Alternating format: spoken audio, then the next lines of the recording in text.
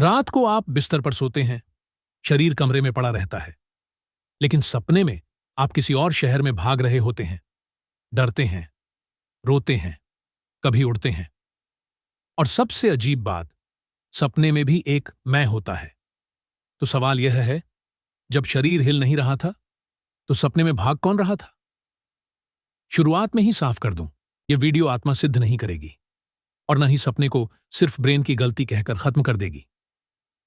आज हम बस एक सवाल को दो भाषाओं में सुनेंगे।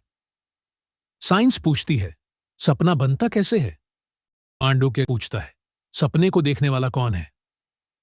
पहले साइंस। साल था 1953। Chicago university. यूजीन एसेरिंस्की और नैथेनियल क्लाइटमन ने पहली बार सोते हुए लोगों की आंखों को तेजी से हिलते देखा। यही पहली बार था जब विज्ञान ने सपने को मेजर करना शुरू किया। जब आप सपने देखते हैं, खासकर REM स्लीप में, आपका ब्रेन बंद नहीं होता, बल्कि कई हिस्से बहुत एक्टिव हो जाते हैं। विजुअल एरियाज जागती हैं, इमोशन वाले सर्किट्स एक्टिव होते हैं, मेमोरी के टुकड़े उठते हैं और ब्रेन उनसे एक दुनिया बना देता है। इसलिए सपना देखते समय आपको लगता है यह सच में हो रहा है। आप डरते हैं क्योंकि इमोशन सिस्टम एक्टिव है। आप भागते हैं क्योंकि ब्रेन मूवमेंट की सिमुलेशन बना रहा है। आप किसी से बात करते हैं क्योंकि मेमोरी और इमेजिनेशन मिलकर सीन बना रहे हैं। लेकिन असली शरीर, वह बिस्तर पर पड़ा है। REM स्लीप में बॉडी का मूवमेंट काफी हद तक दबा दिया जाता है, यानी ब्रेन सपना चला रहा है पर बॉडी को सच में भागने नहीं दे रहा। यह नेचर की सेफ्टी है, वरना हर सपना आपके कमरे में एक्शन सीन बन जाता।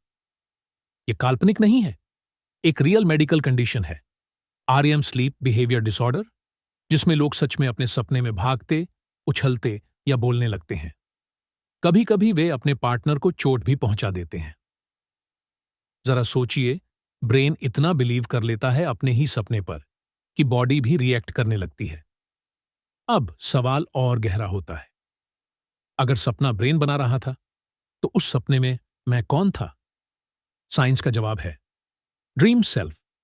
ब्रेन सिर्फ सीन नहीं बनाता, वह उस सीन के अंदर एक कैरेक्टर भी बनाता है, जो डरता है, जो भागता है, जो सोचता है, मैं यह देख रहा हूं। यानी सपने में आपका ब्रेन एक पूरी वर्चुअल रियलिटी बनाता है और फिर उसके अंदर एक मैं रख देता है। लेकिन यहां एक अजीब प्रॉब्लम है।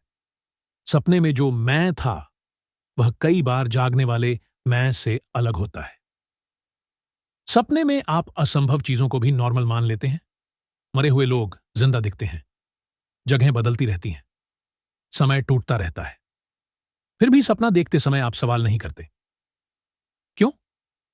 क्योंकि सपने में ब्रेन का वह हिस्सा जो रियलिटी चेक करता है, पूरी तरह वैसा एक्टिव नहीं होता जैसा जागते समय होता है।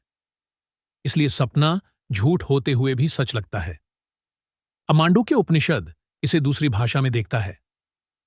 मांडुक्य कहता है, चेतना की एक अवस्था है, स्वप्न, जहां बाहरी दुनिया नहीं चल रही होती, मन अपनी दुनिया बना रहा होता है। जागृत में आप बाहर की दुनिया देखते हैं, स्वप्न में मन अपनी दुनिया दिखाता है। लेकिन दोनों में एक बात कॉमन है, दोनों में मैं मौजूद लगता है। जागृत में मैं यह शरीर हूं, स्वप्न में मैं वह ड्रीम कैरेक्टर हूं। और मांडुक्य यही पूछता है, अगर जागने पर सपने वाला मैं गायब हो गया, तो क्या जागृत वाला मैं भी किसी बड़ी जागृति में ऐसा ही हो सकता है? यहीं यह सवाल बहुत गहरा हो जाता है। साइंस कहती है, सपने का मैं ब्रेन का मॉडल है। मांडुक्य पूछता है, मॉडल को जानने वाला कौन है?